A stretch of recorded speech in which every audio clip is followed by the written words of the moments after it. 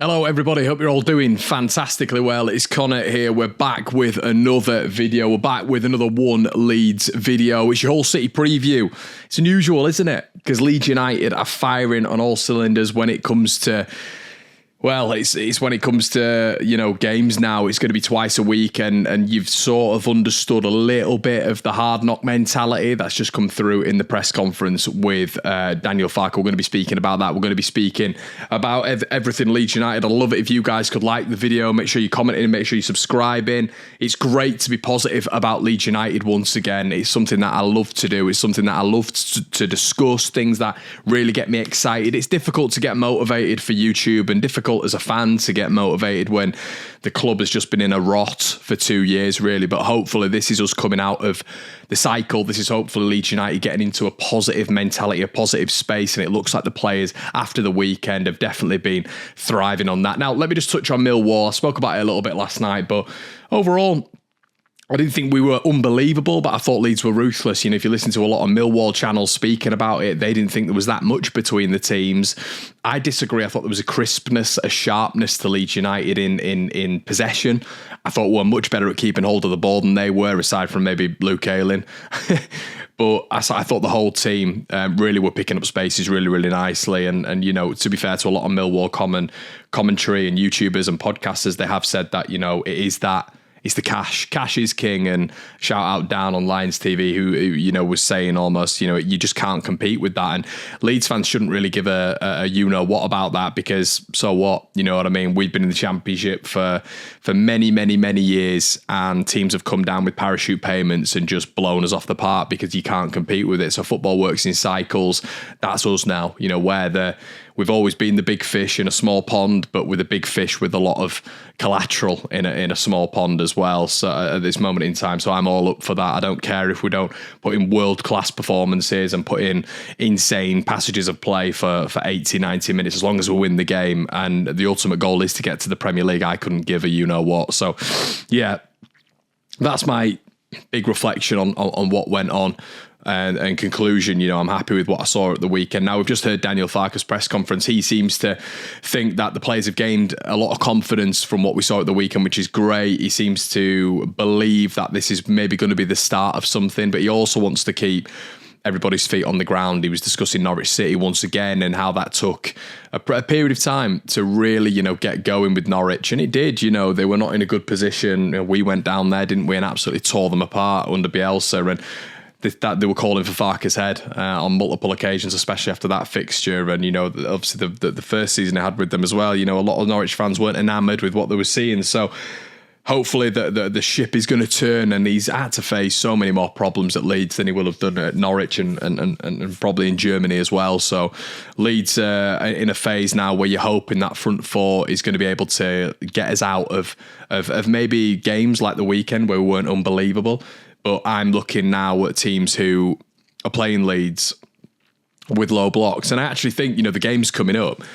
I'm actually happier playing those teams because I know, actually looking at it, I probably think Hull are going to come at us a little bit and try and hurt Leeds. That's going to aid us massively, as we saw at the weekend and as we saw at Ipswich, who actually tried to come on to Leeds. It's the absolute, it's the teams where you're thinking, they're coming to Ellen Road, the bottom 3, 4, 5 teams maybe who are just going to shove men behind the ball and maybe get a lucky set piece or a lucky break. So I think teams who are going to be looking to beat Leeds like Hull will be tonight, I don't think their fans will accept after their start just a sit-in performance. So I think you're gonna get Hull City coming at Leeds, and I think that's going to aid Leeds in a massive way.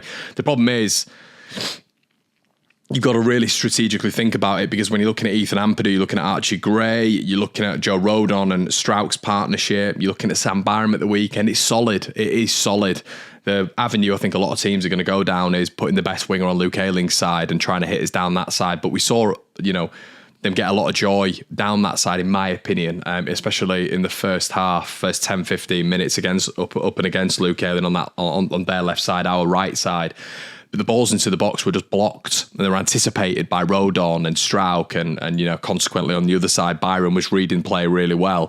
So it's all right getting the ball into the box and beating a Luke Ayling, but you've still got 2-3 bodies in there. You've got Ampadu just maybe marshalling that, the edge of the D with Archie Gray as well. So it's not just about beating Luke Ayling. I'm just using him as an example because I think he's the weakest part of that back four, and knocking the ball into the box. It's about the whole compartment. The whole defensive line have to read what's going to happen, anticipate, and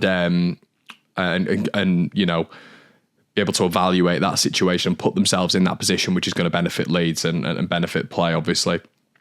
So, yeah, he was also discussing Ampadu potentially having a knock. He had a dead leg at the weekend, and we're going to get a lot more of this, everyone, because of the churn, the fixtures, and the level that Farke wants us to be playing at. We saw this with Bielsa, with a possession-based system that was very dynamic, that was demanding a lot of the players, that were getting them into tip-top condition and fitness-wise.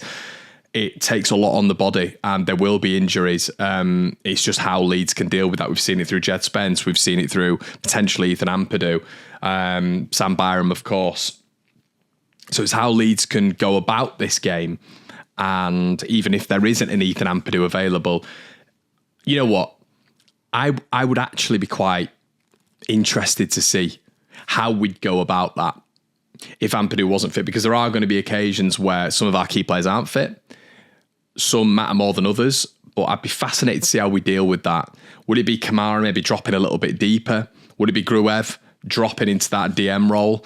He looks like a very different profile to, in my opinion, to an Ethan Ampadu, who's a ball winner, a destroyer, but also very decent on the ball. Gruev looks a little bit more cultured from those positions, but his tackle rate is very, very good as well. But him alongside Archie Gray, I guess there'd be quite a nice balance there in terms of right foot and a left foot. So maybe that's what Farke's thinking.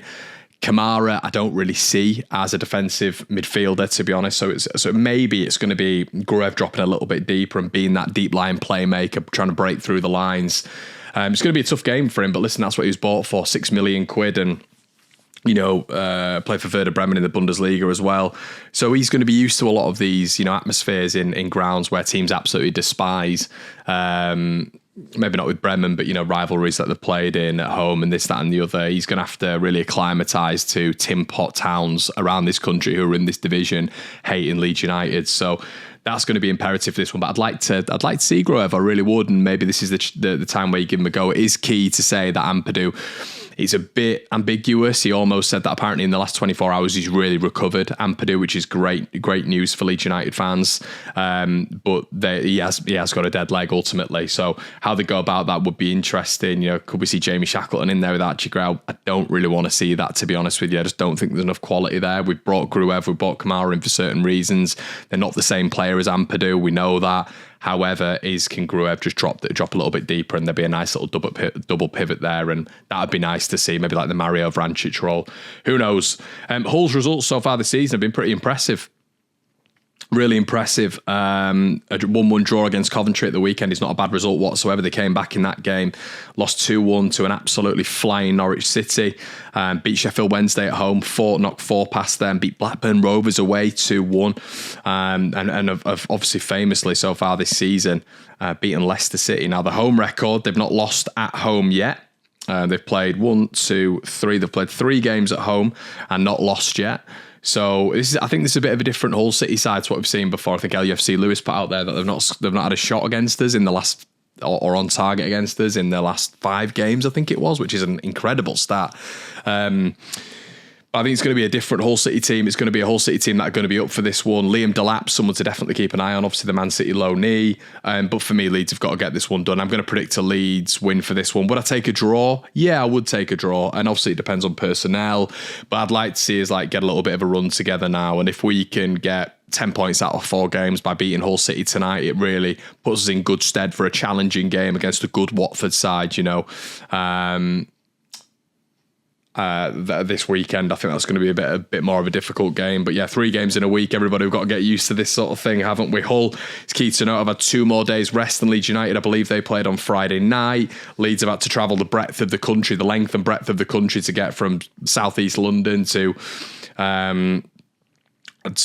Yorkshire Humberside, wherever you want to call it, Hull tonight. So it's definitely the squad is going to be tested tonight. But yeah, if I am, Farker also said that there's going to be a few changes, small changes. He said yet today as well that he doesn't believe in constant churn because that's not successful, which I did say on the stream last night. But if I am to move some players in, it maybe will be Jadon Anthony for Willie Gnonto, although I don't want to change that front four. No, I don't. No, we're not changing that front four. If Ampadu's forced out, I'd probably look at Gruev, him and Archie in that pivot, that balanced pivot. You're going to lack a little bit of physicality there, of course you are.